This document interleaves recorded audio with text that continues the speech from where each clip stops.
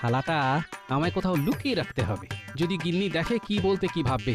যাই, উঠোনের কোণে এই ঘুঁটের বস্তার মধ্যে আপাতত এই লোহার থালাটা লুকিয়ে রাখি। যদি গিন্নি জানে আমি লোহা পেয়েছি, বাকিরা কাঁসা, তাহলে সম্মান একেবারে ধুলোয় মিশবে। কি লুকোচ্ছ গো? লোহার থালা? কই কিছু না তো। কিচ্ছু না। হ্যাঁ,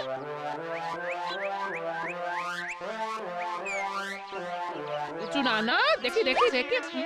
এটা কি? এটা এটা ওই রাস্তা থেকে কুড়িয়ে পেলাম। রাস্তা দিয়ে কুড়িয়ে পেলে?